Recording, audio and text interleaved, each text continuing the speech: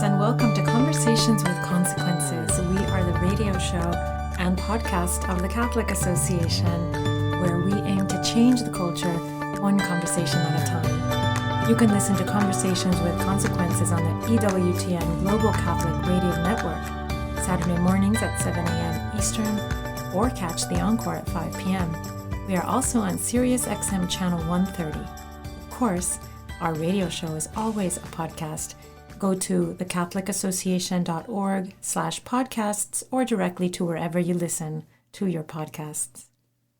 Joining us next are two special guests. We have Mary Fiorito, who is an old friend of the show. She's an attorney and also a fellow at the Ethics and Public Policy Center, and a friend of hers. We're very proud and happy to have on because her life story, I think you will find very inspiring and illuminating. Her name is Kiara Burke. I've asked Mary and Kiara to come on because of a case that's going on in Texas right now of a woman who is pregnant with her third child, and the child has trisomy 18. It's a trisomy is a genetic abnormality in which one of the chromosomes is tripled instead of doubled, as is normal. So everyone's heard of Down syndrome. That's a trisomy. Another trisomy is trisomy 18. It's has a much more severe constellation of disability that comes with it, like Downs, but more severe. Most children with trisomy 18 die soon after birth. Now, with more care and more aggressive interventions, they can live longer, and some children have lived into early adulthood with trisomy 18. But in general, it's considered it's considered in most cases a disability not compatible with life after the child is born. The case in Texas is of a woman who wants an abortion. So she wants the baby not delivered early, but aborted. She's over 20 weeks pregnant already. And she went to the Texas Supreme Court to ask that an exception be made in the law, because the law in Texas right now is that a woman can only have an abortion at those late stages if her life is in imminent danger. And that is simply not the case medically, because a woman who is pregnant with a baby who has trisomy 18 is not in any particular danger from her pregnancy. She's just, from her end, she's having a normal pregnancy. It's the baby that has a disability. So I think the latest thing is that the woman is going to actually leave Texas for her abortion. She's going to go somewhere else. So talking about this case, I filmed a little video and put it on Twitter because I happen to know of many families who have been faced with diagnoses in their children like this. And instead of having an abortion, even though their doctors press them, their OBGYNs generally press them to have an abortion, they have decided to receive the child with dignity and love, and then love that child to the end, in something called hospice, like perinatal hospice, which could be a place you go to or someone visits you. Kiara Burke, as I'm getting through this long introduction, Kiara Burke is someone who has experienced exactly this with a child who was born to her with trisomy 18. So welcome to the show, Kiara. And let me hand it over to you for you to tell us, give us a little snapshot of your experience that I think turned out to be very beautiful. Sure. Thanks for having me on the show this morning. My husband, Rory, and I had 4 children, 4 girls at the time. This was about 4.5 years ago. And we were expecting our 5th baby, a boy. I went into a standard, typical 20-week ultrasound, and there were 3 markers on the ultrasound that raised concern that the baby might have some sort of chromosomal abnormality. So after they brought me back into the hospital the following day for further testing, and I had the cell-free DNA non-invasive blood test, which kind of, tells you what your baby might or might not have. And, we waited about a week for the results, and they came back that the baby, who we had named Rory, our son, definitely had trisomy 18. After letting the medical professionals know we weren't going to go ahead, they did offer us a termination, and that was the only kind of option that they offered us at the time. And then when we kind of discussed it with the genetic counselors and the doctors, we said that we are not, we're going to carry the baby to term. We are not going to terminate the baby. Then they kind of introduced the idea of a perinatal hospice program. After they knew for a fact that we weren't going to go ahead and terminate the baby. This kind of, from the diagnosis on throughout the whole pregnancy, we worked with the palliative care team and doctors and nurses and neonatologists and social workers. And they really just took our family in and encompassed us and walked us through everything from the diagnosis through the birth and even during the short lifespan of 5 days that we had with our son. It was very beautiful. It was very supportive. And they removed the stress, and they just kind of took it day by day, week by week. I went for further high level ultrasounds, and the technician would say, here's your baby. He's just doing his thing. He's doing his thing. You're doing your thing. He doesn't even know he's sick. Just keep plugging along. And that's what we did. And, the doctors, they didn't want me to have a C-section because it's high risk. But I went into labor with Rory at 37 weeks. And I did have to end up having an emergency C-section due to hemorrhaging. But they just handled it as a normal birth. Like, we're going to deliver the baby. We don't know how long he will live. We're going to help you and the baby. So June 12th, 4 years ago, June 12th, baby Rory was born, and we had him at the hospital. The palliative care team took him right from the C-section, took care of him, resuscitated him, gave him all the means that he deserved as a baby and care. And they took him to us, to me and my husband and all of our children.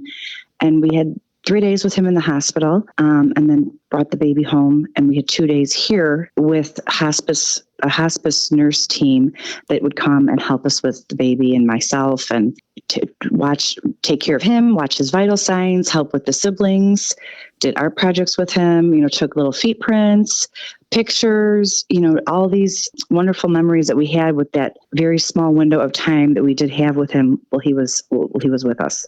After that, June 16th, after spending 2 days with us at home, the palliative care team kind of prepared us for the baby's last hours. As kind of, he just, his body's shutting down, and he very peacefully passed away in our living room. It was very beautiful. We had all of our family around, friends in and out, spending time with him and meeting him. And it was a very positive experience for my husband, for me, for our 4 other daughters, for everyone that got to witness a brief, synopsis of it, and especially for Rory. So he only knew love with us for the 5 days he was here. And it was very beautiful. It was even though it was tragic and devastating, you're losing your child. That's going to happen anyway. But how you handle it moving forward, I think, can have a profound effect, obviously, on the baby, but also on your partner, your spouse, and your other children, should you have any children at the time. It just is how you kind of direct that decision moving forward. Kara, you're telling me this story, and it's making me cry. Because I've had 5 children, and and to think of saying goodbye to them soon after you meet them and hold them in your arms, it's absolutely, it's a terrible thought, a tragic thought, and yet you're telling us that there's beauty in it. Please just explain to me where the beauty is. Explain to all of us how you found the beauty. Well, of course, you're going to lose your baby. You're losing your baby regardless, right? The baby, but there is, no matter the length of the life, whether it's, from conception until, we're all terminal, right? So from the moment of conception, every one of us is terminal. So we decided to let the baby make his own decisions, align ourselves with nature, align baby Rory with nature, and let him guide the way. And we're back up. We're just following his lead. And that's what we did. So it's something like deep respect, right? Deep respect for your child. Deep respect. We loved him so much, and we wanted to show him that love and be as close to him as we possibly could for as long as we could. And it is devastating, and it is very tragic, and there is suffering, of course.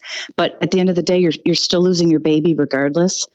And we decided to take that and really show him and our other children, no matter what his sickness is or illness, we're going to love him and care for him as long as we're able. And that was very therapeutic for us because he gave us so much. He loved us and we loved him unconditionally. And then you show your other children that there is unconditional love there. And, he showed us he was a gift. And our children still remember that as one of their favorite days of their whole life, was holding their little brother in their arms and spending time with him.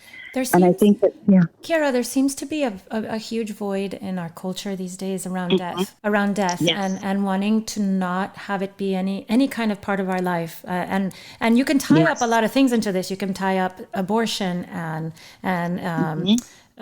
assisted suicide and euthanasia, sure. and the way that people don't have funerals anymore and they have celebrations of life. So there's this like whole huge cultural void where death used to be, where we're accepting death as a natural event that comes to all of us, right. that we can extract a lot of comfort from if we do it right, if we do it with dignity. Well, and I think, in the history of humanity, I mean, people have passed away and died at various ages of life, right? From in the womb to shortly after birth to up to 89 to 100 years old, right? Mm-hmm. So that was just part of it. Back in the early times, most families lost children just because that was just part of that was part of life, right? Right. Part of human nature. We all die. There is a societal stigma attached to that. Nobody wants to experience it. Nobody wants to know it exists. Nobody wants to picture themselves going through that or their child going through that. But you're still going to go through it. Even if you decide to terminate, you're still going to go through it. It's it's something like either refusing to accept the reality and running away from it and participating and making yourself the one who ends the child's life versus approaching it forthrihtly and with courage and shouldering that same burden and walking with it proudly, right? For you, you called it therapeutic, but it's like much bigger than that, right? It's a courageous, noble, honorable way of saying goodbye instead of something you can be proud of the rest of your life and have something to hold when your baby's gone.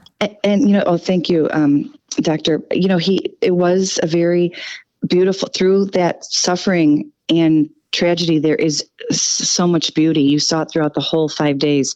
You saw it at the hospital with all the doctors and nurses interacting. You saw it with all family members and friends. And then you saw it with the hospice team here. And you saw it with the siblings interacting with the baby. And you saw the baby too. I mean, he just knew love for 5 days. And then he passed away. Not many people can say that. He didn't know any suffering. The baby never, there's this kind of story that they create as if the baby's going to come out and just be tragically suffering and immense pain. And why would anyone want to do this to their baby? And why would any parent want to put themselves through this? I think that's kind of what it is. Sometimes when you don't want to kind of put yourself through that suffering. So you're going to stop that option and go with the other option of perhaps terminating the baby because you don't want to walk that walk because the suffering is too great. And I think that's a lot of feedback that I got from people. And I think that's part of it, but with the right support that can kind of lessen that suffering and pain and help, I think that bring comfort and compassion. I think that you can totally change the realm, for generations of how you treat a baby with a life-limiting condition that a family has. Mary, tell us, in the bigger picture of the way that Americans are living in this post-Dobbs world, right? Where every state is walking its way through all these different conceptions of human life, the value of human life. When does human life become valuable? When do we respect and when do we don't? When we don't. What this case in Texas? How is it pointing out these fault lines in our culture around life? Well, I think, this and then a similar case that happened in Ohio a few months ago, they point to the fact that abortion advocates will take tragic circumstances like this and they will create a narrative that isn't reflective of reality, right, in order to capitalize on very well-placed empathy and sympathy that people have for a woman like Kira, who is diagnosed with a life-limiting condition. That's a shock for any parent, to receive something like that. And they're taking advantage of, again, feelings I think that come out of a very good place in order to try to further more extreme abortion laws. So, for example, in Texas does have an exception to its abortion law for medical necessities and for life-threatening conditions to the mother. And the Attorney General Paxson, in his public comments about it and in his statement to the 3 hospitals in Texas who might have participated in this abortion, was very clear that in the case of Kate Cox, her doctor did not make the appropriate case that this was a medically necessary abortion, either to save her life or to prevent some catastrophic damage to her health. And when you sort of dig down into the facts, and I think this woman may have very well have been taken advantage of by abortion advocates who were looking, they're always looking for a test case, right? And when they're looking for a big test case, they're looking for, the most extreme conditions possible, in order to push this particular narrative. But, she's a married woman. She wants to have more children. If this had been a healthy pregnancy, she had said she would have been perfectly comfortable with having a C-section. But now that it's a disabled child, now all of a sudden the narrative is that, a C-section could harm my future fertility and also be a potential danger to me. But neither the doctor nor she with a straight face was able to make the case that having a C-section is going to threaten my life and my health. And I think you as a physician have made some excellent comments on Twitter that there's no safer time to be pregnant in the United States than nowadays, because we have such, marvelous medical care in this country, that, death from a C-section is extremely rare, whereas death from a later second trimester abortion is actually quite dangerous. I mean, without getting graphic as to what goes on. That's a really good point that you make, Mary. Yes. We know, those of us who are in medicine or you that are very informed, we understand that a C-section is a very safe procedure. An induction is a very safe procedure. She could also have been induced. But those late trimester, second and third trimester abortions are they're very, very traumatic for the mother, much more traumatic than a C-section, or I'm sorry, more traumatic than an abortion, either second or third trimester. I'm sorry, I said that backwards. Thus, the abortion is much more traumatic than a C-section or an induction. And so there's no medical advantage to aborting a baby for the mother than to deliver a child. No. In fact, I live in the state of Illinois, as does Kira, Gracie. And so we have abortion. I mean, our abortion clinics here advertise on their websites for elective procedures right up through 28 weeks. And some we know are doing them later, but I have friends who work in emergency rooms in nearby Indiana, which is maybe 90 minutes from us. And they have told me about the increase in patients coming in to their emergency rooms with things like perforated uteruses, with things like retained fetal body parts that then become infected. I mean, these are not, it's not just like, you swallow a pill and then the baby dissolves. And, these are fully formed babies, either at the cusp of viability or already at viability, which we know is about 22 weeks now, 21 weeks in some rarer cases, but about 22 weeks. And we know that they're pain capable. So a D&E abortion, if they are, there's a couple of different ways they can do it. Sometimes they do an injection into the fetal heart, which goes right through the pleural cavity. And this is interesting. Imagine doing that to a little infant in the neonatal ICU. And could you ever approach that delicate little chest with a 10-inch needle to put it through the baby's lungs into the heart? I mean, you wouldn't do that to a puppy, let alone a baby. Well, that's a very good point. And I was on a radio program, a Catholic radio program in New York, with the host of the show was a retired Catholic deacon who is also a veterinarian. And he told me, we were talking about this because third trimester abortions are legal in New York as well. And he said, do you know, I cannot put an animal down that way unless I have sedated it or it's comatose. He said, I would lose my veterinary license if I did that. Absolutely. You cannot do that to an animal in this country, but we're doing it to children and who are pain capable and alive. And I had never heard, in all the years I've done pro-life, I'd never heard that explained to me. He said, no, you're going right through the lungs into the heart. That is with a big needle. Kara, let me ask Kara about that. Kara, when you were when your doctors were pressuring you or offering you only abortion, did anyone talk about what the baby might be feeling who was already pain capable at that point? No, that was never even discussed, brought up, addressed, not at all. But back into what the baby's feeling versus the mother's life, how the narrative, like Mary was saying, gets spun that it's for the mother's health. This is the mother's life and her health. So when I was expecting Rory, they treated me and the baby together. The perinatal hospice team, they treated us both together.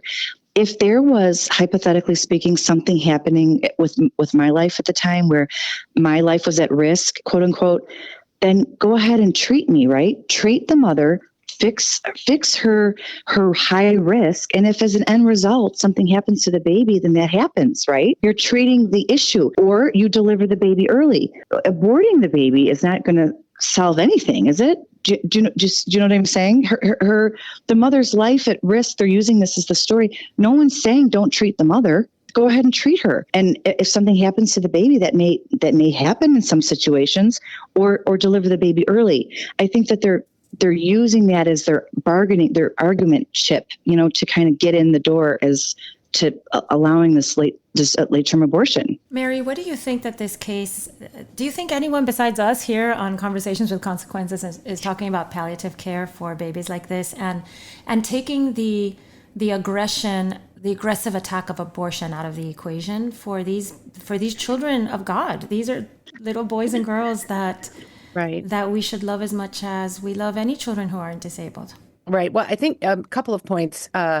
First of all, I really think that the majority of women who are given a life-limiting diagnosis for their child or an adverse prenatal diagnosis are not told about palliative care from the get-go. I know they're not. I happen to know they're not from the medical perspective. Yeah. And I was, introduced to it when a friend of mine she was expecting twins, and one of her twins was diagnosed with a rare form of spina bifida. The baby's brain was completely outside the skull. Her twin brother was healthy, and she was really pressured. And she happens to have a master's degree in public health administration. So she went to the medical library by herself and discovered perinatal hospice. Her doctors never mentioned it to her. Mm-hmm. And she was given the additional pressure of being told, if you don't abort this sick twin, your healthy twin may be harmed. And, which wasn't true at all. The sick baby's and also illness. in intervening in a twin pregnancy to remove one twin puts the other twin into a great danger. Right. Exactly. That's what she discovered. And so they used perinatal hospice. She chose to deliver by C-section to give her little daughter the best chance possible. But when she was delivered, it turns out her condition was even more serious than the doctors had been able to gauge via ultrasound. But, the beautiful thing of it, so she was baptized right there in the delivery room. She was held by all of her grandparents. Her one grandmother is Slovenian and taught her some words in Slovenian so she could say hello to the relatives in heaven when she got there. I mean, it was very, very sweet. And then she died painlessly in her father's arms. And then, but the beautiful outcome, an additional beautiful outcome, is that her heart valves were used to save two critically ill infants in the Chicago area who would have died without the gifts of those heart valves. And they didn't choose infant organ donation, like not as a means to an end sort of thing, right? But it was a possibility. And again, she had to go and research it because she thought, she knew of a little boy in her parish, a little infant who died waiting for an organ because so few are available. And so that made her look into it. And then the doctor said, well, because of the baby's condition, extensive organ donation might not be possible, but we might be able to use some. And so they used, I think, her corneas and then her heart valves. But her heart valves saved two critically ill infant girls who would have died without those gifts. And so, That's God beautiful. can always bring good out of these kind of tragic situations. And it wound up being a very healing thing for the family. But so I was aware of it just from my friend's story. And this is going back, 20 years. And then, just as the longer you live and your friends get married and, these things happen in families. And so I have been doing a lot of research and writing on the particular topic because over and over again, people sometimes would call me if a family member or friend received a diagnosis of this and ask me what to do. And I would say, ask your doctor about palliative prenatal care or perinatal care rather.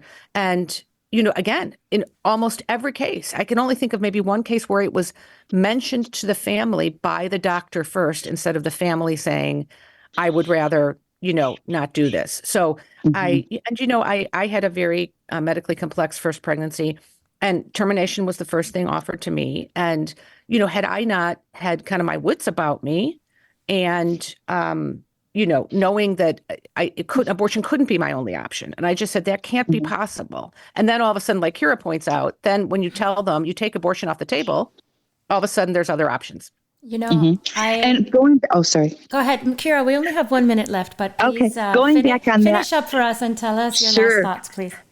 Research, I think this is a holistic option for humanity, right? Research shows that when patients are given this as an option and presented on the table along with their other options, 80% choose this option. When they're presented, on the right after the diagnosis, 80% of them choose this. It's a holistic option for humanity. I think we have to get it out there and change the protocols and procedures. That's what Rory's Way is trying to do. We're trying to get in front of the doctors, the genetic counselors, and get in front of the medical professionals, as well as offer it for patients and families so people know about it. So it's just a word. It gets spread word of mouth that everyone knows that there's other options. You're not cornered. I think that is the main message here, and you can find beauty and handle it, in a very therapeutic, holistic way. As another alternative option. For our listeners who want to know more about Rory's Way, where can they read about that? Sure. So you can go to rorysway.org, and we have a website up. It has all the additional information, and we can help people get connected with perinatal hospice programs throughout the country.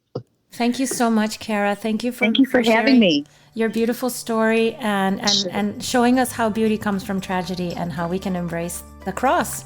Thanks, Doctor. Thanks, Mary. And do what we're supposed to do with it, right? Which is carry the dignity and courage. Thank you, Mary. Thank you, Kara. Okay. Thank you. Great to be with you. Thank you for having us. Bye-bye.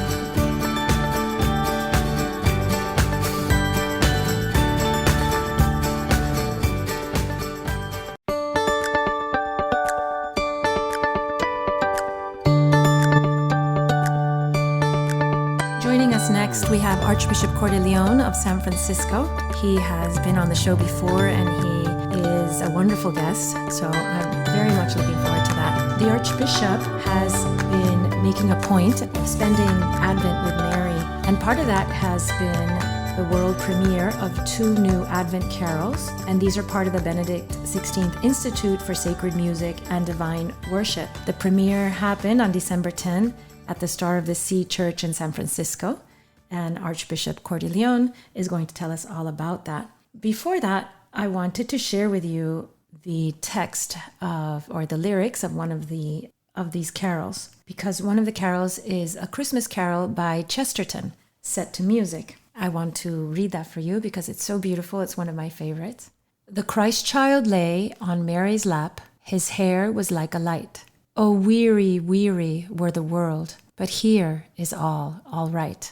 The Christ child lay on Mary's breast. His hair was like a star. Oh, stern and cunning are the kings, but here the true hearts are. The Christ child lay on Mary's heart. His hair was like a fire. Oh, weary, weary is the world, but here the world's desire. The Christ child stood at Mary's knee. His hair was like a crown, and all the flowers looked up at him, and all the stars looked down. Welcome to the show, Archbishop Cordileone. Thank you. It's very kind of you to make time for us during a very busy Advent. I know it's been especially busy for you, as I mentioned earlier in the introduction, that you were able to have a beautiful service introducing 2 new carols to the Christmas Carol canon or Advent Carol canon. of our church. And that's wonderful. We always think of the old classics. Why do you think that these two carols especially were important to add to the canon? Well, first of all, to show that the canon grows, right, and develops. It's not stuck in time. What is from the past that endures is of timeless value. So we sing them with great fondness, right? Because they attain the status of classic, because they're beautiful and moving in every age and every culture. But we can also continue to add to that canon as past generations have added on to it. And so there really hasn't been that much new added to the canon for the Christmas and Advent cycle. So I thought it would be good to move in that direction. And especially so we have the Chesterton Carol with Mark Nowakowski adapted his composition of that carol to make it adaptable so a good parish choir could sing that. And that's what we premiered for very Marian Advent service. So our people can be engaged in singing these new hymns. And then also the poem by Roseanne Sullivan to the O Antiphons, and then the musical composition to that by Mina Pariseau. It seems to me there's a growing awareness and appreciation of these O antiphons. People are beginning to learn about them and how we focus on this last week of Advent in preparing for the birth of Christ through these Christological titles we find in the Old Testament, and how, all the O antiphons are constructed. More and more people are learning about this pattern of the Sapienza, the Adonai, the Radix Esse, the Clavis Davi, the Oriens ex alto, Rex Gentium, and the Emmanuel, right? Those are the O antiphons of wisdom, of our God, of the root of Jesse, the key of David, the dawn from on high, the King of the nations, and Emmanuel. These are all Christological titles we find in the Old Testament as we prepare for the birth of Christ. And then how the words in Latin spell backwards. If you go from the last one back to the first, it spells arrow cross, which means I will be there tomorrow. Oh. So we sing the antiphons all the way up from December 17th to December 23rd. We end with Emmanuel, I will be there tomorrow. And then Christmas Eve, we celebrate his birth. So it's a kind of building on salvation history, on centering ourselves on the long history of salvation, not starting with the miracle in Bethlehem, but many thousands of years before.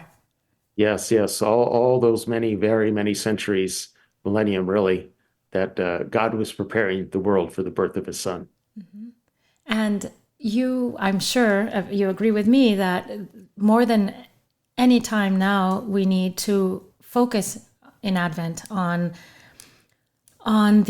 salvation history, and not on shopping and on our screens and on the elves and the reindeer and the the profusion of ways of distracting ourselves from the actual miracle at hand. These are all part of life at this time of the year, and I do think they have their place, but they shouldn't consume our attention. Our focus has to be spiritual, and then these other kind of sometimes fun, sometimes aggravating.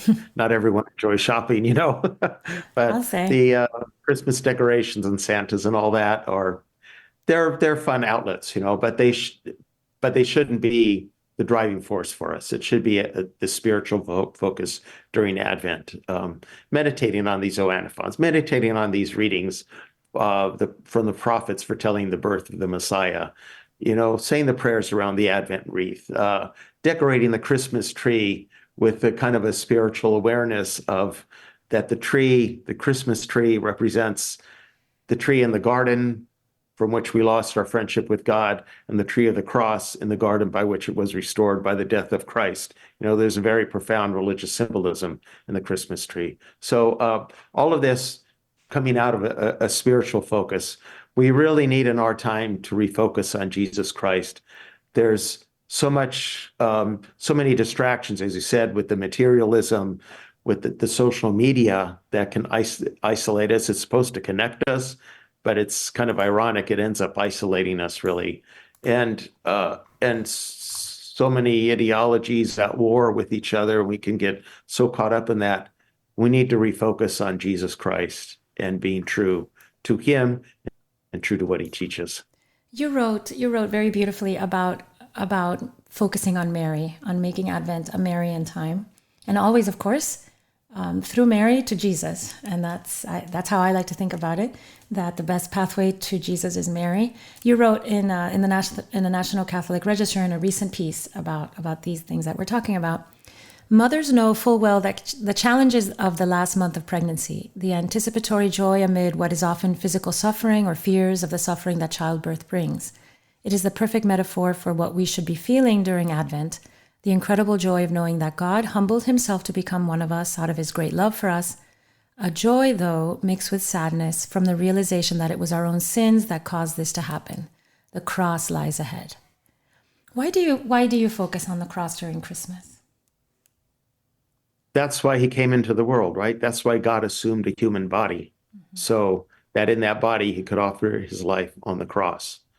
So it's our understanding that, speaking about the garden, the tree in the garden, and our first parents, their disobedience, right? They allowed themselves to fall into the trap of the serpent, of the evil one. So we lost our friendship with God. We owe this debt to God because of our transgression against him, against his commandment. We have to repay that debt, but we can't. We don't have our human capacity is limited now, and we cannot repay that on our own. We need someone to repay it for us, but we owe the debt. We have to repay it. Since only God can repay it, but we owe it, God became one of us, so that as a man, he could do as God what we can't do as man, but he can do that as a man. So we focus on the cross because that's why God sent his son to be born of the Virgin Mary. And we see all the elements of the passion there at the birth. You know, the wood of the manger is representing the wood of the cross. The swaddling cloths that he was wrapped in, representing the cloths that wrapped his body and his face after the crucifixion. So he was laid in a manger, right? A manger is a trough.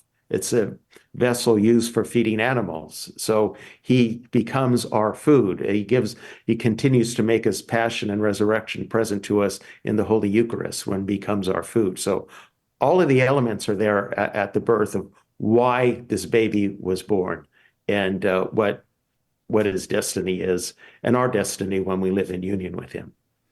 It's a hard thing when you see images of Our Lady holding the baby. You see this often in statues and paintings.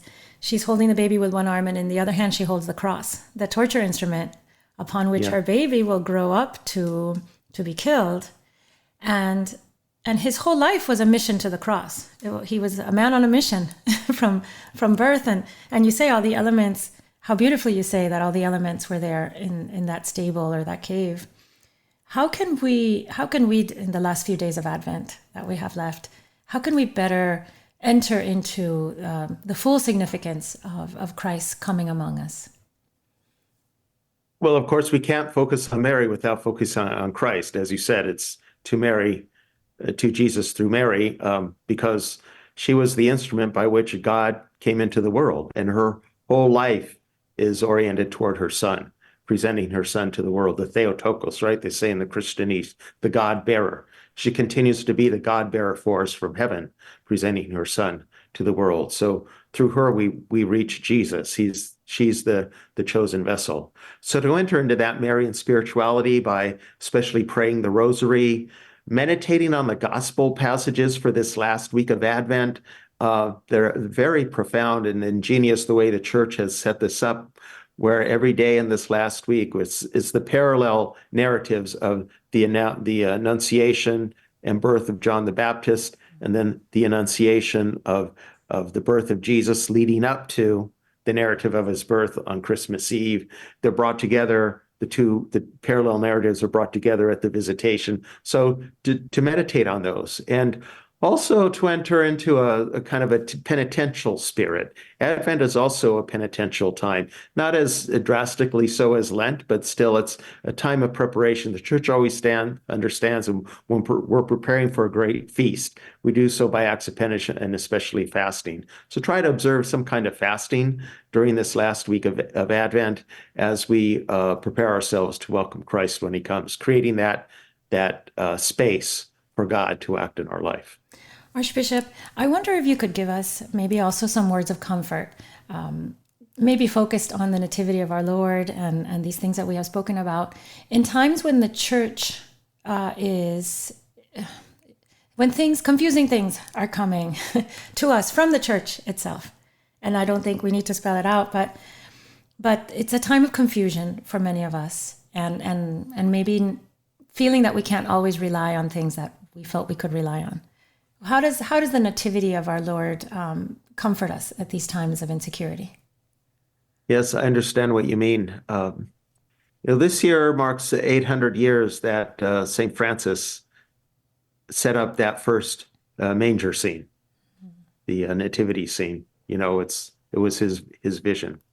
He wanted to really to enter into that mystery and be present to it. So think realistically what that was like.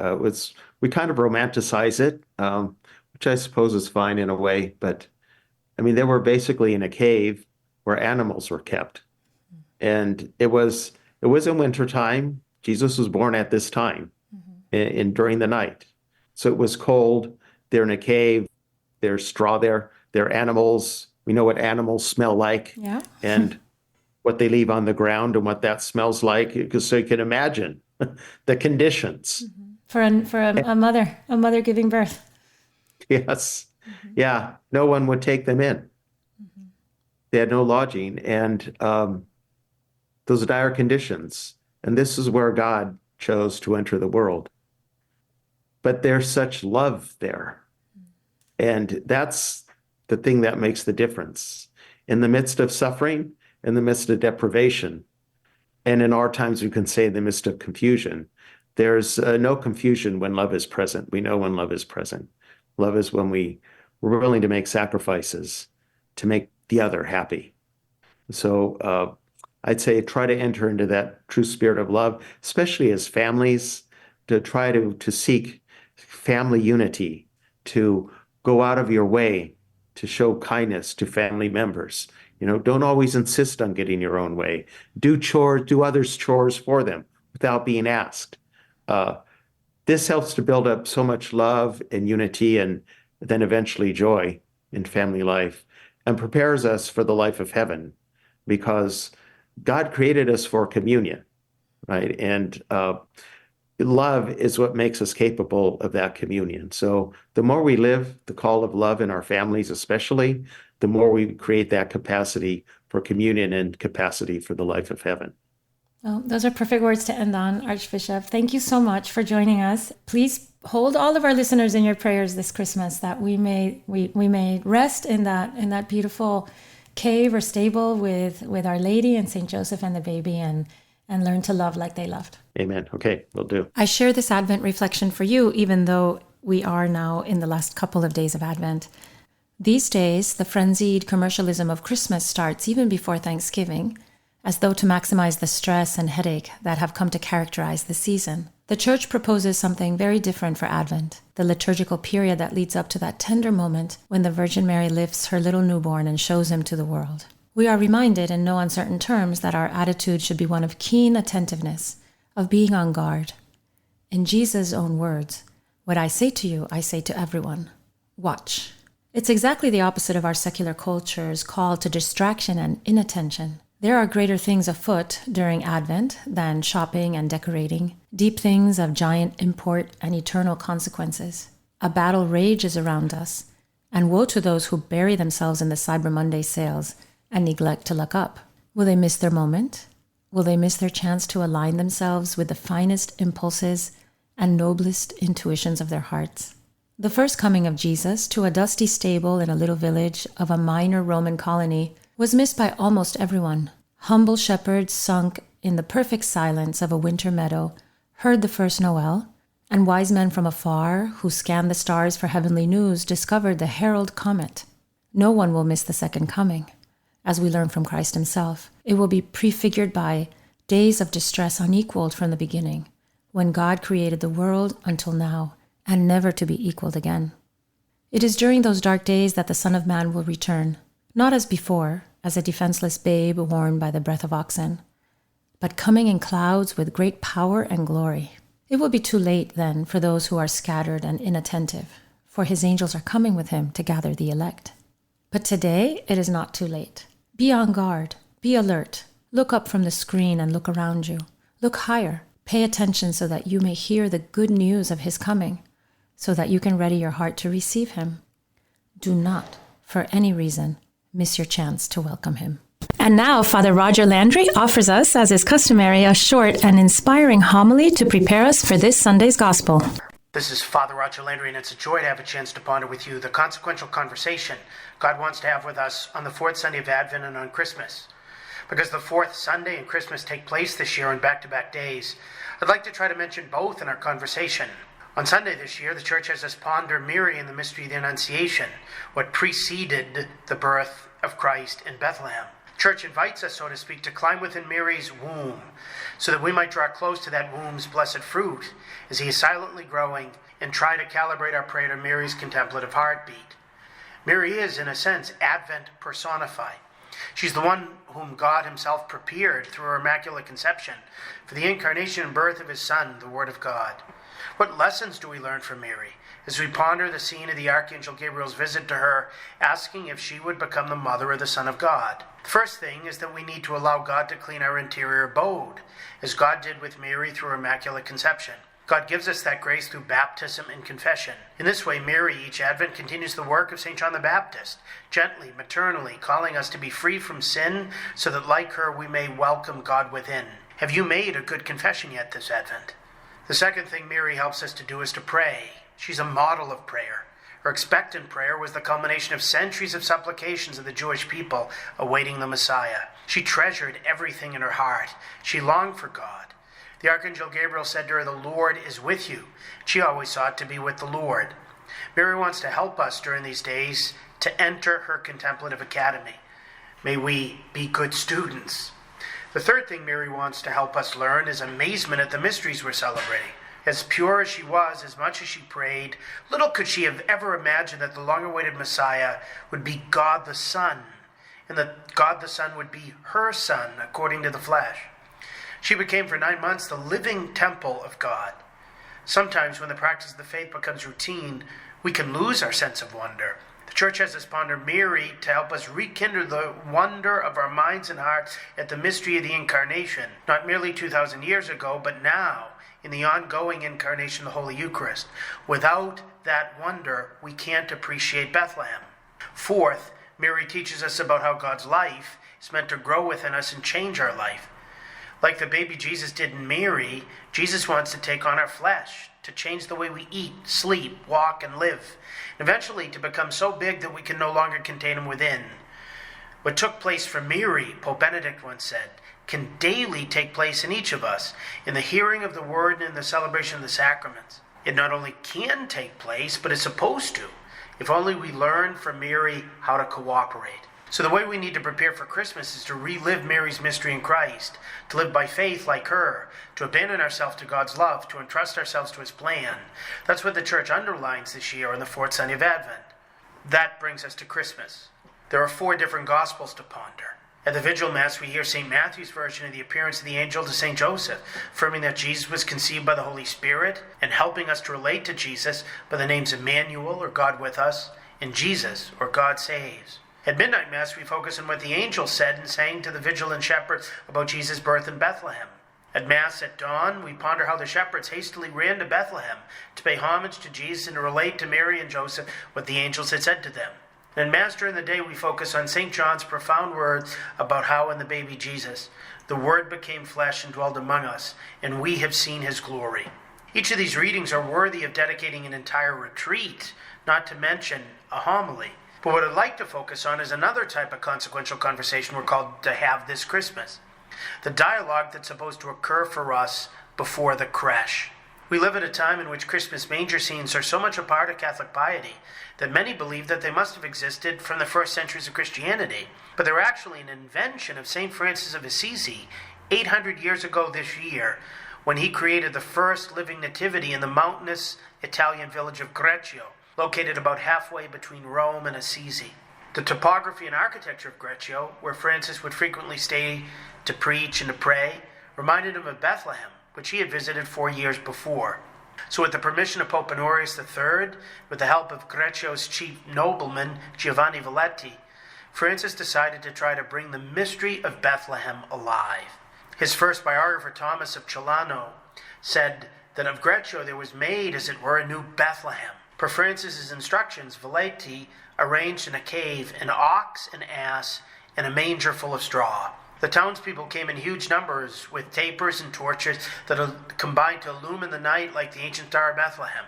Directly over the manger, a makeshift altar was erected to celebrate Mass. It's the only recorded time that St. Francis served as a deacon.